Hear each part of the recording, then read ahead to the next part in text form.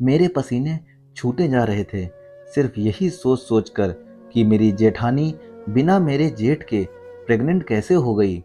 एक दिन मैंने उनको छुपकर रात में देखा तो मैं सन्न रह गई, क्योंकि मैंने जो देखा वो मेरी समझ से बाहर था।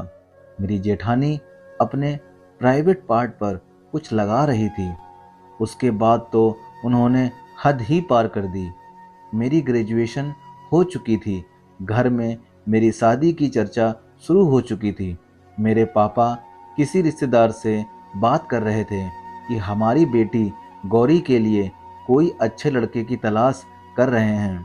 मेरी शादी की बातें मेरे दिल को बिल्कुल अच्छी नहीं लग रही थी। ऐसा लग रहा था जैसे कि ये लोग मेरे रिश्ते की बात ना करें तो शायद मुझे सुकून मिल जाए, क्योंकि मैं किसी और से प्यार करती थी। मैं जब 12वीं कक्षा में थी तभी राघव को दिल दे बैठी थी। राघव भी मुझसे बेहद प्यार करता है। कॉलेज भी पूरा हो चुका है, लेकिन आज भी हम दोनों एक दूसरे के साथ हैं। राघव पढ़ाई लिखाई में बहुत अव्वल है और अच्छे घर का है, लेकिन फिर भी मैं अपने घर पर राघव के बारे में बात नहीं कर पा रही थी, क्योंकि मेरे पापा का स्वभाव बहुत गुस्से वाला है और वे इस प्यार व्यार के तो बिल्कुल खिलाफ थे। मैं आखिर किससे बात करती, क्योंकि घर में माँ पापा और बड़े भाई के सिवा कोई था ही नहीं। मेरे बड़े भाई के भी एक गर्लफ्रेंड थी, लेकिन उसे ये मंजूर नहीं था कि उनके घर की लड़कियां लव मैरिज करें। घर में रिश्ते की बात सुनकर मैंने राघव को बताना जरूरी समझा।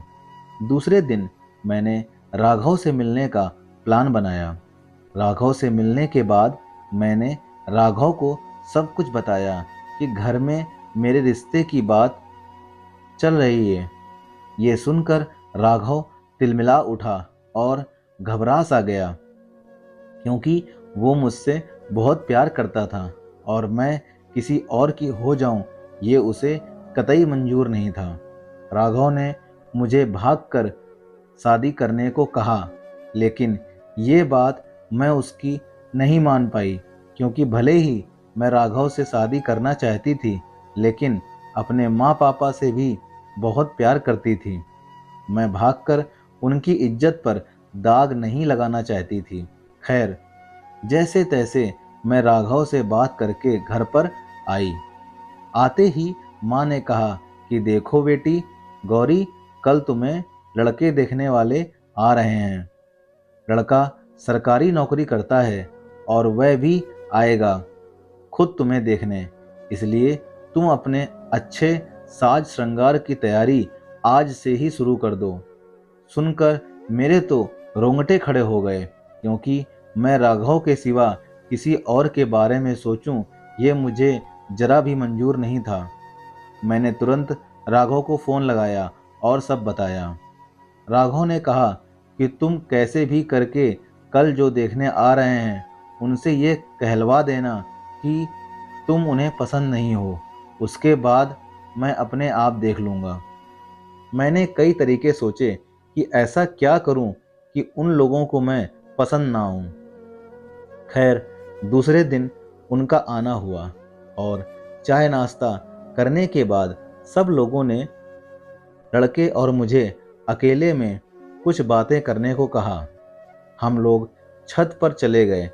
कुछ देर पढ़ाई लिखाई की बातें करने के बाद मैंने हिम्मत करके उससे कहा कि मैं किसी और से प्यार करती हूँ। ये सुनकर उन्होंने आश्चर्य से मेरी ओर देखा और कहा कि तो आप किसी और से प्यार करती हैं, तो हम लोगों को यहाँ क्यों बुलवाया? क्या आपने अपने घर वालों को इसके बारे में बताया नहीं?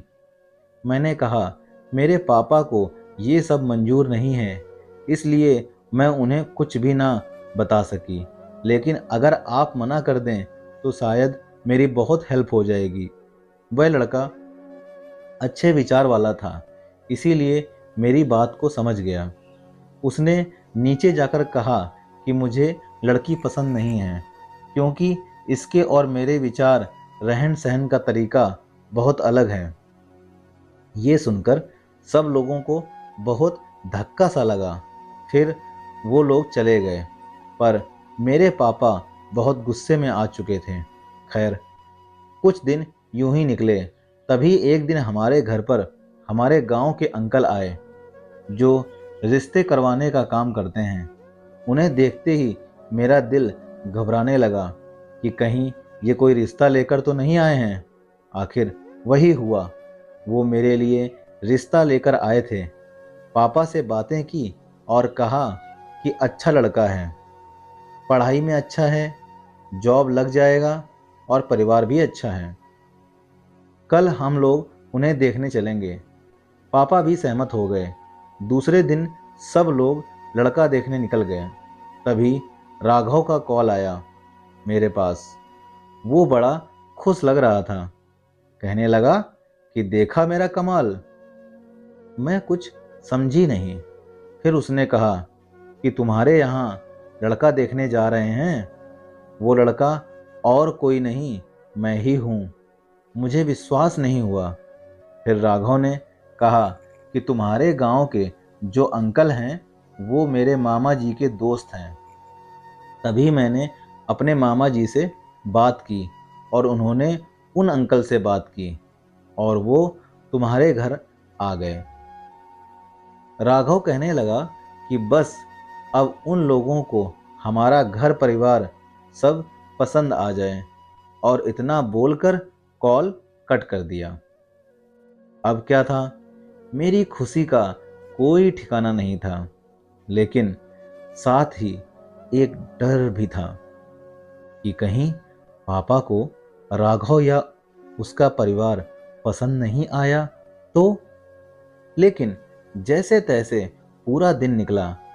शाम को सब लोगों ने आकर कहा कि लड़का बहुत अच्छा है। 2 दिन बाद वो लोग हमारी गौरी को देखने आ रहे हैं। अब मेरी जान में जान आ चुकी थी कि अब सब सही हो जाएगा। इसी तरह वो लोग भी आ गए मुझे देखने, और उन लोगों को भी मैं बहुत पसंद आई। आखिर आती भी क्यों नहीं, उनके बेटे की पसंद जो थी। रिश्ता तय हुआ, सगाई भी हो गई। अब शादी की तारीख भी निकल चुकी थी। घर वालों के लिए तो दिन कम थे, लेकिन मेरे और राघव के लिए बहुत ज़्यादा, क्योंकि हम दोनों को जल्दी से जल्दी अब एक होना था।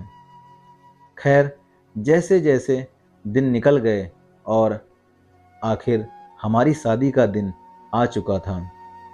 आज हमारी शादी के दिन ही हमें एक और खुशखबरी मिल गई थी कि राघव की सरकारी नौकरी लग गई है। सब लोग बहुत खुश थे। बहुत धूमधाम से हमारी शादी संपन्न हुई। विदाई का समय आया। मेरी आंखों से आंसू रुकने का नाम ही नहीं ले रहे थे, क्योंकि जितनी खुशी राघव के साथ शादी होने की थी, उतना ही दुख माँ पापा से दूर जाने का भी था। लेकिन जैसे तैसे मैंने खुद को संभाला और चल पड़ी अपनी नई दुनिया बसाने, अपने प्यार राघव के साथ। ससुराल पहुंची तो सब लोग बहुत खुश थे, खूब प्यार दे रहे थे मुझे। सभी रस्मों को पूरा किया गया और रिश्तेदार से आई लड़कियों के साथ हंसी ठिठोली में मैं लग गई। दोस्तों, रात का समय हुआ। मुझे मेरे कमरे में बैठाया गया। आज वो दिन आ ही गया जिसका मुझे वर्षों से इंतजार था। राघव कमरे में आया और मेरे पास आकर मुझे प्यार भरी निगाहों से देखने लगा। कुछ देर हम लोगों ने अपने पुराने दिन याद किए और फिर प्यार की बातें करते करते अपनी इस हसीन रात को एंजॉय करने लगे। सुबह उठकर मैं नहा धोकर सबके लिए चाय बनाई और सबको दी। फिर अपनी और राघव की चाय अपने कमरे में ले आई और दोनों ने एक साथ चाय पी। फिर राघव अपनी जॉब पर चला गया। और मैं घर के कामों में लग गई। ऐसे ही दिन निकलते गए। मेरी ससुराल में मेरे सास ससुर, मेरी जेठानी और राघव और मैं ही थे। मेरे जेठ जी दुबई में रहते थे। 1 साल पहले वो दुबई चले गए थे। सब लोग मुझसे बहुत प्यार करते थे। एक बेटी की तरह ही मेरे साथ रहते थे। मेरी जेठानी भी मुझे अपनी छोटी बहन ही मानती थी। मैं अपने ससुराल में हंसी खुशी रह रही थी। कुछ दिन बाद मुझे बहुत अजीब सा लगने लगा अपनी जेठानी के बारे में। दोस्तों, ऐसा क्या अजीब सा लगा, चलिए जानते हैं आगे। वो अपने कमरे में जाते ही हंसने, ठिठोली करने की आवाज़ करने लगती और कुछ ऐसी चीज़ें अपने कमरे में रखती जो पति पत्नी के संबंध बनाते समय काम में ली जाती हैं। मुझे बहुत अजीब सा लगता, लेकिन फिर मैं सोचती कि जेठ जी के साथ बात करती होंगी। और रही बात प्राइवेट चीज़ों की, तो वे पहले की ही होंगी जो अभी तक रखी हुई हैं। खैर, मेरा वहम मैंने वहीं ख़त्म कर दिया। लेकिन एक दिन जब मैं उठकर आई तो सब लोग खुश हो रहे थे और मेरी जेठानी को प्यार दे रहे थे। मुझे मेरी सास ने कहा कि गौरी, तुम्हारी जेठानी प्रेग्नेंट है, क्या तुम उसे बधाई नहीं दोगी? मेरे तो सब कुछ समझ से बाहर हो गया था कि जेठ जी तो दुबई में हैं, तो फिर जेठानी जी प्रेग्नेंट कैसे हो गई? लेकिन मेरे अलावा किसी के भी दिमाग में ये बात नहीं आ रही थी। मैंने जेठानी जी को बधाई दी और अपने काम में लग गई। लेकिन मेरा दिमाग तो सिर्फ वहीं अटका हुआ था कि आखिर ये हुआ तो हुआ कैसे। खैर, दिन निकलते गए। सब लोग मेरी जेठानी की देखभाल कर रहे थे। उन्हें किसी भी तरह से कोई भी कमी महसूस नहीं होने दे रहे थे। मुझे समझ नहीं आ रहा था कि ये लोग जानते हैं कि जेठ जी यहाँ नहीं हैं, इसके बावजूद भी ये प्रेग्नेंट हो गई। फिर भी इन लोगों को कोई आपत्ति नहीं हो रही है। आखिर चल क्या रहा है इस घर में?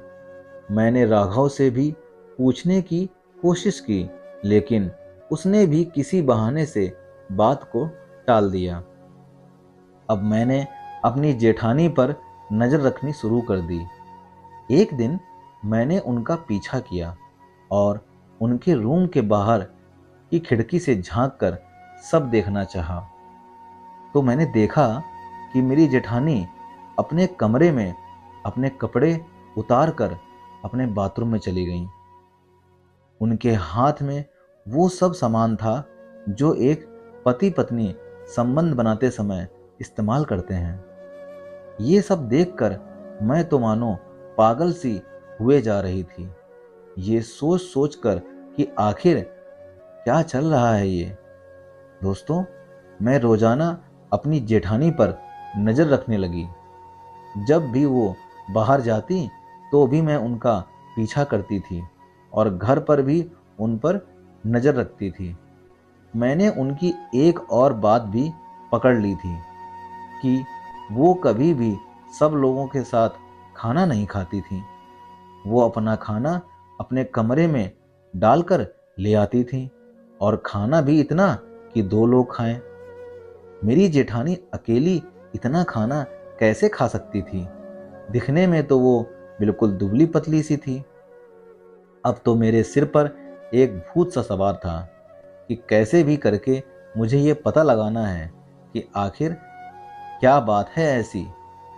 एक दिन मैंने अपनी जेठानी से यूं ही बातों बातों में पूछ लिया कि जेठ जी कब आएंगे? तो उन्होंने कहा कि अभी 5 महीने बाद आएंगे।